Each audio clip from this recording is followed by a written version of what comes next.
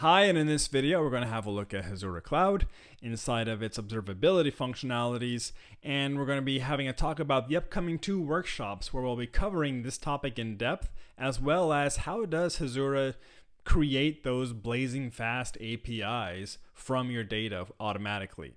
When the average performance is somewhere between 2x to 10x speed improvement over rolling your own resolvers and everything else, it's a really fascinating question as to how does Hasura actually do that. So in the coming weeks, we're going to have 2 workshops. The first one is on observability and how do you actually monitor and measure what's going on in your API. And the second one is to talk about how does that actually get done. Let's have a look into a little bit of what we're talking about. Inside of this API, which is called Blazing Prototypes, I'm going to hop over to the monitoring tab. This is available for Hasura Cloud projects, and we'll see the general performance of the API.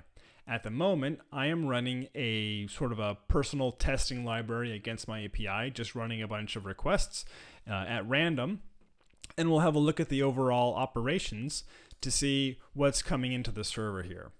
As we can see here, there's a couple of named operations, fetch estimated projects, complex query, one that's for listing out all the projects that's not currently showing in this field of view. And if we look at their execution time here, we'll see that we're averaging somewhere around 500 milliseconds for some of these queries. This is a compound product between the execution time itself, the request time, as well as even just overall database load happening behind the hood. This is running on a non-optimized database. Let's go ahead and see what happens if we throw in one of the more simple updates for one of these queries, and that is to enable caching. Caching for Hasura Cloud is simply appending a directive at the end of one of these queries, and we're going to do a little before and after comparison to see what it looks like. I'm going to reload here, grab a fresh query, and I'm going to have us have a look at this fetch estimated projects, which is loading somewhere around 600 milliseconds. We're going to have a quick look at this query. We'll see what the actual query coming in is. Relatively, it's got some reasonable filters in place. And we can see that what's happening in the timing is that it's going to the GraphQL API endpoint. It's generating the query. It's going to the Postgres database and returning the data. We have some pretty good insights into what's happening with this request. Now, through the power of video, I'm going to go ahead and add a cache directive to this fetch estimated projects request. All right, I've gone ahead and added the cache directive. Let's go ahead and reload the results and see if we're getting any better performance.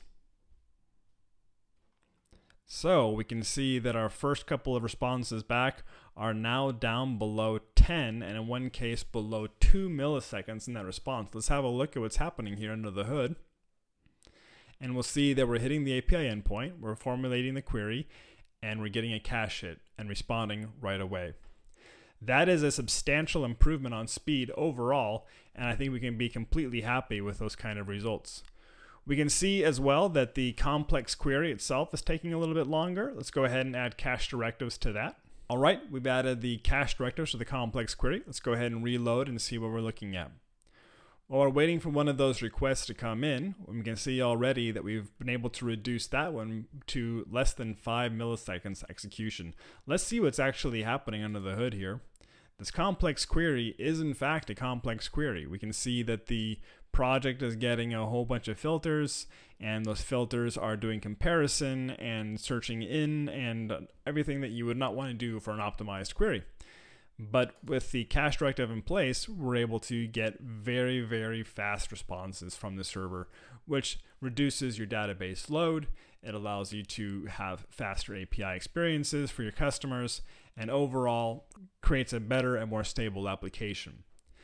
This is just one of the many ways that observability is able to help you out by being able to see what needs to be fixed, adding the ability to fix it, and then looking at the performance improvements afterwards. There's a number of other utilities we'll be going into in depth, including ones not on this list here, but you'll see you have the ability to view active WebSockets. We have additional security features like allow lists and API limits.